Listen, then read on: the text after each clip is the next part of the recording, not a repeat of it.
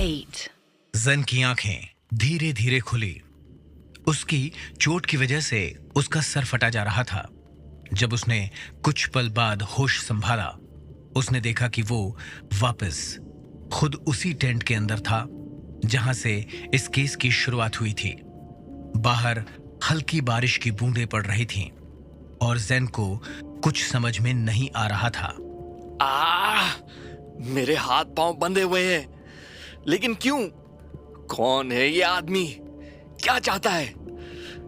कहीं ये वो तो नहीं जिसका मुझे शक है? अगर ऐसा है तो मुझे उसके आने से पहले खुद को इन रस्सियों से आजाद करना होगा। मगर कैसे? यहां तो कोई औजार नहीं दिख रहा है। तभी अचानक बारिश की बूंदों के बीच पास आते कदमों की आहटों ने जैन का खून जमा दिया। उसे मालूम था कि अगर उसने दिमाग से काम नहीं लिया तो ये उसके आखिरी पल हो सकते हैं। तभी टेंट के बाहर एक आवाज गूंजी और साथ ही एक चाकू के पत्थर पर तेज होने की आवाजें भी होने लगीं। तुम्हें यहां नहीं आना चाहिए था। कितनी मुश्किल से ऐसी जगह ढूंढी थी मैंने जहां मैं जिंदगी से तंग आए लोगों को हमेशा के लिए आजाद कर देता हूं। लोग यूं ही मुझे सांवला प्रेत नहीं कहते। मरने से पहले जो आखिरी शक्ल वो देखते हैं वो मेरी ही होती है।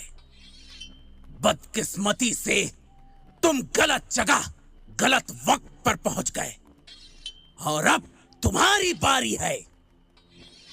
जहां जैन टेंट के अंदर अपनी बेड़ियां खोलने की कोशिश में लगा हुआ था, वहीं सूरज और वर्षा किरोड़ी मल की कोठी की तरफ रवाना हुए। सूरज, इज ज़ेन ओके? हम इस वक्त अचानक कहाँ जा रहे हैं? किरोड़ी मल की कोठी पर। जैन ने फोन पर बताया था कि कोठी के तहखाने में कुछ है। अगर वो इतने यकीन के साथ ये कह रहा है तो इसका मतलब है कि किरोड़ी मल की पहली पत्नी अंकिता देवी ने उसे कुछ तो सुराग दिया होगा। जैन जहां भी है ठीक होगा। उसे अपनी हिफाजत करना अच्छी तरह आता है। सूरज ने कोठी पर पहुंचकर गाड़ी आंगन में पार्क कर दी। उसे देखते ही नौकर दौड़ा दौड़ा उसके पास आया। साहब, आप यहाँ? किरोड़ी मल कहाँ है? वो तो नासिक के लिए रवाना हो गए साहब। नासिक के लिए? और सरिता जी कहाँ है? वो भी अपने गांव चली गई। दोनों कल रात को ही निकल गए साहब। क्या? आखिर ये क्या माजरा है? कहीं किरोड़ी मल पैनगांव तो नहीं जा रहा? लेकिन क्यों? वर्षा, मुझे अभी इसी वक्त पैनगांव के लिए निकलना होगा। मेरी बात ध्यान से सुनो। इस कोठी में कहीं तो एक तहखाना है जिसके अंदर इस केस से जुड़े हुए कई राज छुपे हुए हैं। तो मैं उस तहखाने को ढूंढकर उसका ताला तोड़कर अंदर देखना होगा। ठीक है, I'll do it. और वर्षा, अपना ख्याल रखना। मैं जल्दी ही लौटूंगा। सूरज के जाने के बाद वर्षा ने अपने हाथ में टॉर्च लिया और कोठी के कमरों की तलाशी शुरू कर दी। उसके साथ कोठी का एक नौकर भी था। सुनो, यहाँ बिजली नहीं है क्या? मेम साहब, वो सेठ जी ने जाने से पहले बिजली काट दी। हम नौकर चाकर तो पास ही बस्ती में रहते हैं ना, तो यहाँ मोमबत्ती और टॉर्च से काम चला लेते हैं। वर्षा दबे पांव कोठी के पहले फ्लोर के पहले कमरे में दाखिल हुई। अंदर जाकर उसने देखा कि कमरा खाली था। लगता है यहाँ बहुत वक्त लगने वाला है। वर्षा अगले कमरे में जाकर बारीकी से परखने लगी। दीवारें, खिड़कियां, फर्श, बिस्तर के नीचे, दराज के पीछे वो कोठी का एक एक कोना ढूंढने में लग गई। वहीं दूसरी ओर जैन अपने हाथ और पांव में बंधी रस्सियों को काटने की जी तोड़ कोशिश कर रहा था। बारिश तेज हो गई थी और जैन अब तक अपने कातिल की शक्ल नहीं देख पाया था। कौन हो सकता है ये आदमी? कोई serial killer, history sheeter, contract killer या किरोड़ी मल का आदमी? मेरे पास वक्त नहीं है।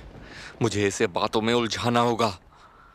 देखो, तुम जो भी हो, मेरी तुमसे क्या दुश्मनी है? जैसे ही टेंट का जिप खुला, जैन ने अपने सामने उस नकाबपोश आदमी को देखा। उसका चेहरा अब भी ढका हुआ था। क्यों? दोस्ती करोगे क्या मेरे साथ? मैं तो सिर्फ ये जानना चाहता हूं कि तुम ये क्यों करते हो। जिस वजह से तुम करते हो, किसी न किसी को तो शहर की गंदगी साफ करनी पड़ती है, और कानून की लकीर के उस पार रहकर तुम ये काम करते हो और इस पार मैं। क्या तुमने ही मोहित कुमार का? यह सुनकर वो नकाबपोश आदमी मुड़ा और अपना चाकू लेने चला गया।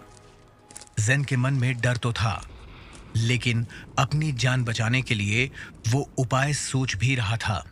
उसने टेंट के जिप का एक टूटा हुआ टुकड़ा हाथ में छुपा लिया था, जिससे वो अपने कातिल से बात करते हुए अपने हाथों में बंधी रस्सी को काट रहा था। तभी वो आदमी वापस टेंट के बाहर आकर बैठ गया। नाम तो सुना ही होगा मेरा तुमने। आसपास के लोग मुझे सांवला प्रेत के नाम से जानते हैं। क्या मिलता है तुम्हें लोगों का खून करके? पैसा, ताकत, फायदा। कोई भी क्रिमिनल इस दुनिया के किसी भी कोने में क्यों ना हो, दोस्त इन 3 चीजों के लिए ही जुर्म करता है। क्या तुम्हें दया नहीं आती? लोगों के आखिरी पलों में कभी तुमने उनकी आंखों में आंखें डालकर उनकी आखिरी ख्वाहिश सुनी है? उनसे आखिरी बार बात की है? ज़ेन चोरी छुपे प्रेत को बातों में लगाए अपनी रस्सी के रेशे एक एक करके काट रहा था, और वहीं सूरज बिना रुके पेनगांव की ओर बढ़ रहा था। मुझे जल्द से जल्द पेनगांव पहुंचना ही होगा। इससे पहले कि अनर्थ हो जाए, I have to stop him. I hope कि ज़ेन और वर्षा ठीक हों। वहीं वर्षा ने पहले फ्लोर की तलाशी पूरी कर ली थी। डैम इट, इस अंधेरे में तो इस कोठी के कई ऐसे कमरे होंगे जो दिखेंगे ही नहीं। आखिर वो तहखाना हो कहां सकता है? एक सेकेंड।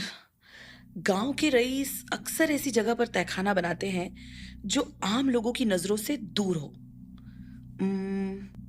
या जहां उनका जाना मना हो। एक ऐसी जगह जो बिल्कुल प्राइवेट हो। तभी अचानक वर्षा के मन में एक बात आई।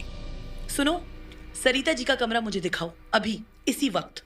नौकर के पीछे चलते चलते वर्षा सरिता के कमरे में दाखिल हुई और रात के अंधेरे में टॉर्च लाइट की रोशनी में कमरे की तलाशी लेने लगी। इस अलमारी को हटाने में मेरी जरा मदद करो।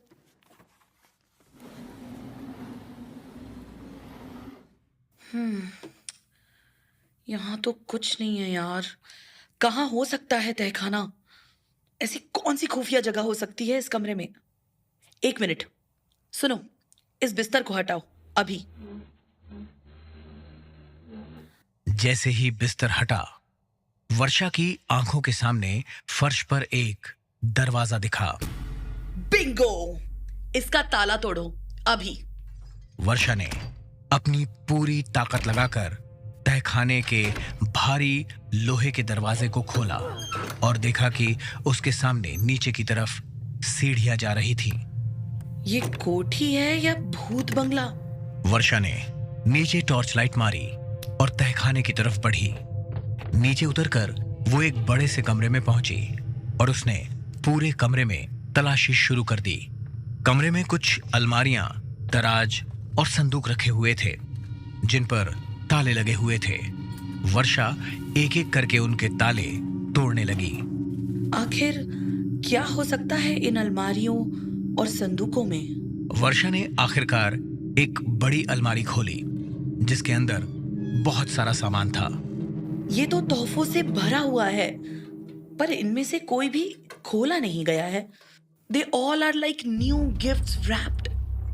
वर्षा ने इसके बाद एक संदूक को खोला। इसमें तो पैसों की गड्डियां हैं, नोटों के रोल्स और साथ में ग्रीटिंग कार्ड्स हैं और विशेस भी। Happy birthday, happy Diwali, happy new year, happy Holi, happy new year. Rajni, ये रजनी कौन है? ये सारे गिफ्ट्स तो कई लोगों से आए हुए लगते हैं। इन दराजों में क्या रखा हुआ है? वर्षा ने जब दराज खोला तो वो और कंफ्यूज्ड हो गई। ये तो किसी छोटी बच्ची के कपड़ों से भरा हुआ है। रजनी। हाँ वर्षा, बोलो। हेलो सूरज, तहखाना मिल गया है, लेकिन ये तो अलमारियों और संदूकों से भरा हुआ है। क्या है उनमें? किसी छोटी बच्ची के कपड़े, त्योहार के तोहफे, ग्रीटिंग कार्ड्स वगैरह वगैरह। क्या? लेकिन किरोड़ीमल की तो कोई बेटी नहीं। एक मिनट सूरज, ये सारे तोहफे किसी रजनी के नाम से आए हैं। वाओ, मेरे हाथ कुछ लगा है। What is that, वर्षा? ये तो फोटोग्राफ है, किरोड़ीमल, अंकिता देवी और एक छोटी बच्ची की। फोटोज में वो बच्ची अंकिता की गोद में खेल रही है। क्या ये रजनी है? This is strange. किरोड़ीमल और अंकिता देवी का तो बेटा है, राज। ये हमसे क्या छुपाने की कोशिश कर रहे हैं? मैं अंकिता देवी के घर पहुंचने ही वाला हूं। उनसे ही पूछूंगा कि माजरा आखिर है क्या। जहां एक तरफ सूरज पेन गांव में दाखिल हो चुका था, वो इस बात से अनजान था कि किरोड़ीमल उससे पहले वहां पहुंच गया था। पीछे के आंगन की दीवार को फांदकर किरोड़ीमल घर के अंदर घुस गया, जहां अंकिता देवी सो रही थी। आज तेरा किस्सा ही खत्म कर दूंगा मैं, अंकिता।